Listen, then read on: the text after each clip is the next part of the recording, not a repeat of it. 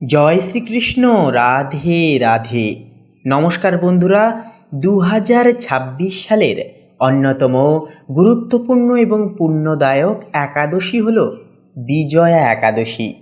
শাস্ত্রমতে এই একাদশী ব্রত পালন করলে মানুষ যে কোনো কঠিন কাজে জয়লাভ করে এবং জীবনের সমস্ত বাধা বিপত্তি চিরতরে দূর হয়। তো বন্ধুরা, আজকের এই পর্বে আমরা আলোচনা করব 2026 সালে বিজয়া একাদশী কবে পড়েছে, এর সঠিক সময়সূচি, লক্ষ্মী নারায়ণের কৃপা পাওয়ার বিশেষ কিছু উপায় এবং এই দিনে আমাদের বিশেষ কিছু পালনীয় নিয়ম এবং খাদ্য তালিকায় কী রাখা উচিত আর কি বর্জন করা প্রয়োজন, সমস্ত বিষয় নিয়ে আজকের এই পর্বে আলোচনা করব। কারণ বন্ধুরা, একটি সাধারণ দিন এটি নয়, এটি হচ্ছে মহাপুণ্য লগ্ন, মহাপুণ্যতিথি বিজয়া একাদশী। বন্ধুরা, শাস্ত্রমতে এই দিনের প্রথাগত যে মাহাত্ম্য এবং শুভাত্ম্য তা কিন্তু অনেক গুণে কিন্তু বেশি। এই দিনে সাধারণ থেকে সাধারণতম কিছু কাজ যা আমাদের জীবনে গভীর প্রভাব ফেলে, তাই এই কাজগুলি একান্তই কিন্তু এই দিনে বর্জন করা প্রয়োজন, নচেত জীবনে নামবে অঢেল অন্ধকার। বন্ধুরা, আমাদের এই পবিত্র আধ্যাত্মিক পর্ব মনোগত হলে কমেন্টে অবশ্যই লিখে যান জয় শ্রীকৃষ্ণ, রাধে রাধে। আপনাদের জীবনে সমস্ত দুঃখ ঘুচবে, জীবনে ফিরবে আসল সমৃদ্ধি এবং সৌহার্দ্য। বন্ধুরা, হিন্দু পঞ্জিকা অনুসারে এবং পুরাণ তত্ত্ব অনুসারে ফাল্গুন মাসের কৃষ্ণপক্ষের এই একাদশী তিথিটি 2026 সালে পড়েছে 13ই ফেব্রুয়ারি শুক্রবার। এই একাদশী তিথি শুরু হচ্ছে আগামী 12ই ফেব্রুয়ারি বৃহস্পতিবার দুপুর 12:22।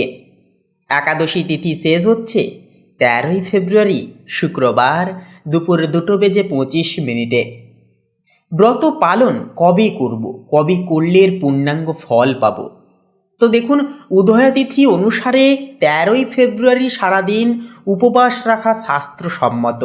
এই দিনেই কিন্তু আমাদের একান্তই ব্রত পালন করা প্রয়োজন।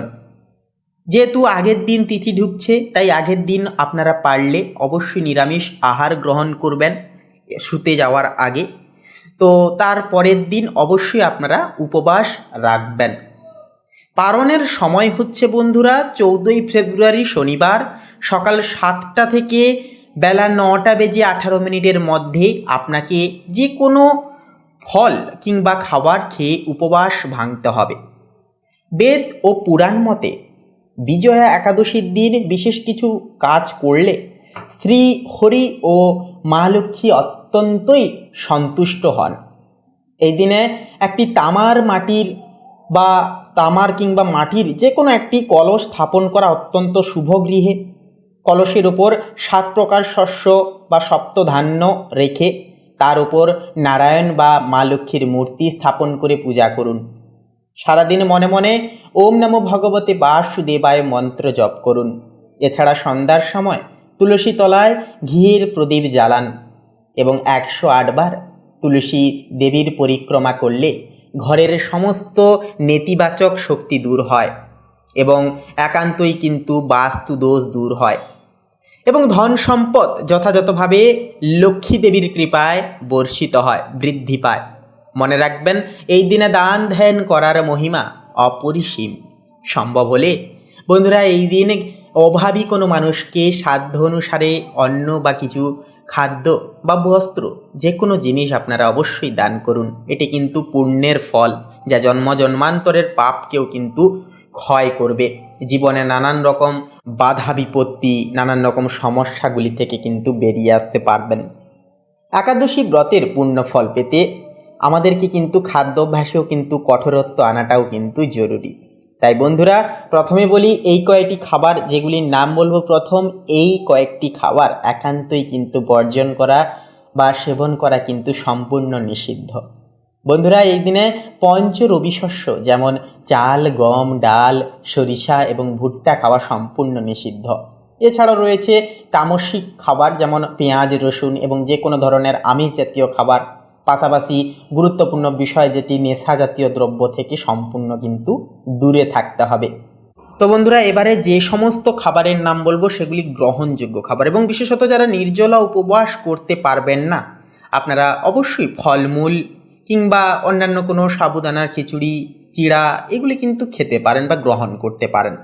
পাশাপাশি বাদাম বা দুধ গ্রহণ করতে পারেন। এটি কিন্তু আপনাদের নানান রকম শারীরিক চাহিদার সমস্ত নিউট্রিশনকে কিন্তু পূরণ করবে এবং আপনারাও কিন্তু উপবাস রাখতে পারেন। এছাড়াও যেনারা পারবেন অবশ্যই নির্জলা উপবাস রাখাটা কিন্তু প্রয়োজন, কারণ শ্রীহরির আশীর্বাদ পেতে, মা লক্ষ্মীর আশীর্বাদ পেতে এটি কিন্তু সর্বোপরি একটা দুর্দান্ত পথ বা দুর্দান্ত একটি কিন্তু ক্রিয়া। সেক্ষেত্রে রান্নার সাধারণত লবণের বদলে অবশ্যই সৈন্ধব্য লবণ ব্যবহার করতে হবে। অবশ্যই গৃহে অন্যান্য সদস্যদের বলবেন অবশ্যই যাতে নিরামিষ আহার গ্রহণ করে এই দিনে একটুকু, কারণ এটি শ্রীহরির আশীর্বাদ পাওয়ার একটা পূর্ণ লগ্ন। তাই বন্ধুরা, একান্তই জীবন থেকে নেতিবাচকতা দূর করতে, জীবনকে পূর্ণভাবে উপভোগ করতে, সাংসারিক সুখ, সমৃদ্ধি, আনন্দ এবং সৌহার্দ্য প্রাপ্তির জন্য এই কয়েকটি নিয়ম কিন্তু মানতেই হবে। এবারে বিষয়টি হচ্ছে বিজয়া একাদশী ব্রত পালনের ফল ও মাহাত্ম্য কী রয়েছে। বন্ধুরা, পুরাণ মতে ত্রেতা যুগে ভগবান শ্রীরামচন্দ্র যখন লঙ্কা জয়ের উদ্দেশ্যে সমুদ্র তীরে পৌঁছেছিলেন, তখন মহর্ষি বগদালভ্য তাকে এই বিষয়ে একাদশী ব্রত পালনের পরামর্শ দিয়েছিলেন।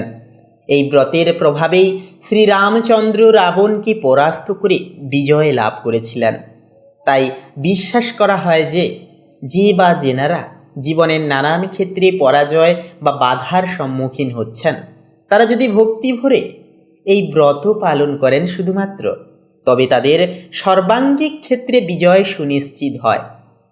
এছাড়া এই ব্রত পালনে মানুষের পূর্বজন্মের সমস্ত পাপও কিন্তু ক্ষয় হয় এবং অন্তিমে মোক্ষ প্রাপ্তি ঘটে। বন্ধুরা, আশা করি আজকের এই তত্ত্বগুলো আপনাদের উপকারে আসবে। আপনারা অনেকটাই কিছুটা হলেও উপকৃত হতে পেরেছেন। এই কাজগুলি করুন বন্ধুরা, জীবনে কিন্তু শ্রীহরির কৃপা প্রাপ্তি ঘটবে, জীবনে মোক্ষ প্রাপ্তি করতে পারবেন এবং নানান রকমের পাপ এবং নানান রকমের সমস্যা কিন্তু দূর হবে, ধুয়ে মুছে যাবে। শ্রীহরির চরণাস্থলে একান্তই আসুন আজকের এই প্রভাতে আমরা শরণাপন্ন হয়ে এই ব্রত পালন করি, শ্রীহরির নাম সারাদিন জপি এবং এই দিনটিকে আমরা উৎসর্গ করি শ্রীহরির চরণাস্থলে। জীবনের নানান রকম দুঃখ, কষ্ট, সমস্যা জীবন থেকে দূর হবে, মুছে যাবে, জীবনে কিন্তু পূর্ণ ফল পেতে পারবেন। এছাড়াও বন্ধুরা, আজকের এই পবিত্রময় পর্বটি যদি মনোগত হয়, ভালো লাগে, অবশ্যই কমেন্টে লিখে যান জয় শ্রীকৃষ্ণ, রাধে রাধে। রাধারানীর কৃপায় সমস্ত দুঃখ ঘুচবে, জীবনে মনস্কামনা পূর্ণ হবে। বন্ধুরা, এছাড়াও আমাদের এই চ্যানেলটিকে সাবস্ক্রাইব করে আমাদের পাশে থাকতে ভুলবেন না। একটুকু সাপোর্ট করতে অবশ্যই একটুকু লাইক দিয়ে যাবেন। বন্ধুরা, আপনারা ভালো থাকুন, সকলে সুস্থ থাকুন, আনন্দে থাকুন, এই কামনা করি জগদীশ্বরের কাছে। নমস্কার।